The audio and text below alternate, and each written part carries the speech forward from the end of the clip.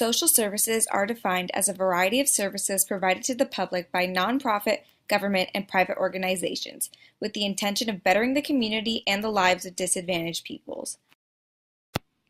Social services can include, but are not limited to, education, food subsidies, healthcare, job training, subsidized housing, adoption, community management, policy research, and lobbying. In essence, social services seek to solve some of the problems of society by giving to the disadvantaged at low or no cost.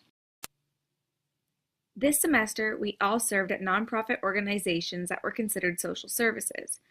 Though the organizations were vastly different, we saw very similar issues within them. The Orchard Community Learning Center is a nonprofit organization. They are a half-farm, half-resource center that aims to both educate the community on healthy living and sell healthy and fresh produce to families that otherwise would not have these healthy foods. My experience here was not a typical service learning experience.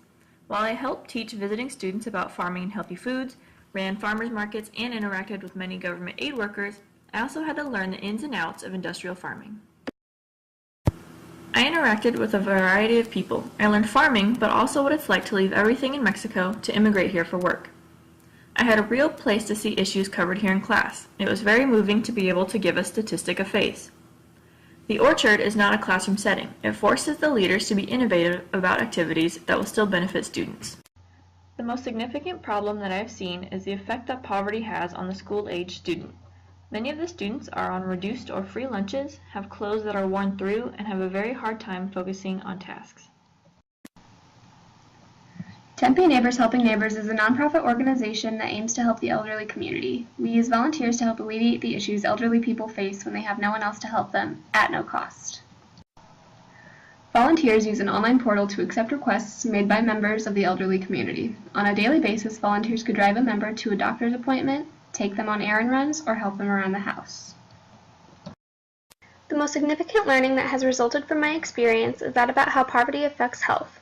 I work with elderly people within my organization, and they have many health issues that are worsened due to their financial state. In my future classroom, I would teach my students about poverty, budgeting, and the healthcare system to make them more informed and better prepared for their future. Personally, I was able to create relationships with the elderly community and make them feel comfortable confiding in me for help.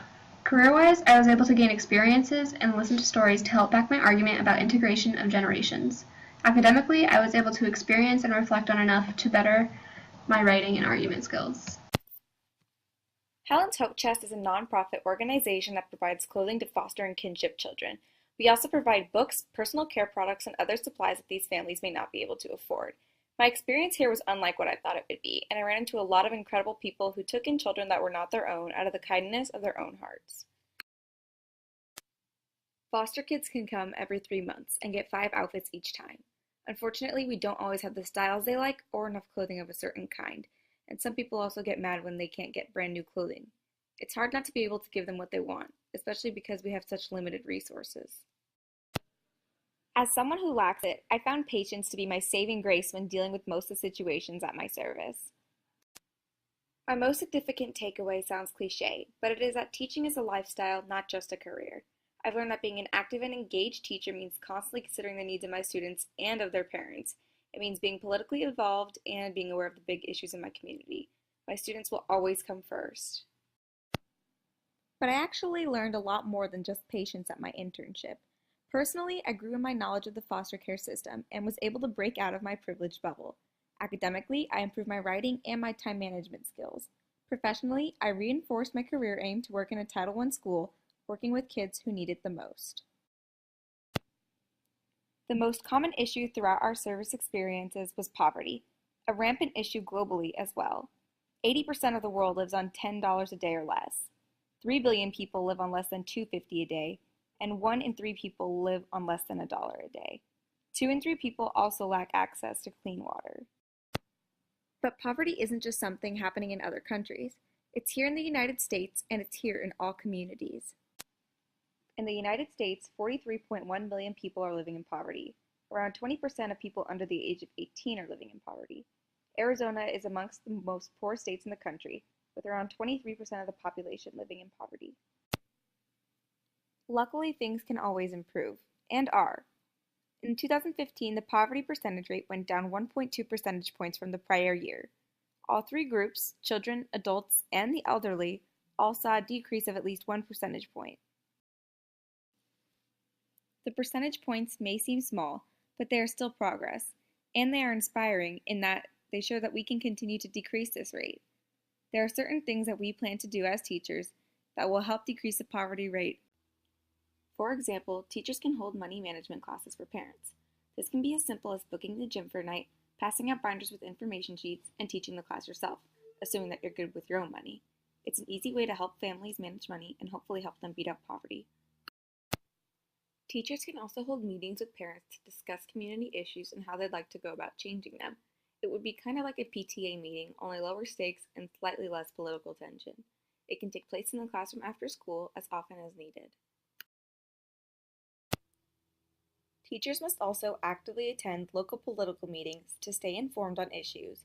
By knowing policy and staying informed, it's that much easier to voice your opinion on legislation that will affect your students and the money that they can receive. Teachers can also provide information about outside sources that can reduce poverty, like education classes or job training classes that are often provided free of charge by various community organizations. If parents have the resources to get higher paying jobs and know how to manage the money that they make, hopefully they can fight back against poverty. Another great resource teachers can use is to have parents from different professions volunteer to help you with a career fair. Career fairs allow for attendees to gain knowledge about diverse professions. With the knowledge gained from career fairs, parents and students who attend may have a better idea about what they want to do in the future. Career fairs are also a great motivator for receiving higher education, like going to college or a vocational school. If parents see what their children could be doing if they receive a higher education, chances are they will be more supportive in the long run. Fighting against poverty in the classroom looks like many things. It starts with acceptance and observation. You as an educator need to learn about students' backgrounds and what they may be dealing with. You should establish and enforce high expectations for how your students address each other, and most importantly, try and adapt to students' challenges. In your classroom, you can help tackle poverty. Make sure not to assign work that requires a computer or other costly materials. Keep stock of materials and extra clothing like your own personal Helen's Hope chest. Make sure that the parent involvement you ask for is affordable, and even send out newsletters with statistics and important resources on them. Social services are an amazing idea, but often only provide temporary help and don't necessarily fix the issue permanently.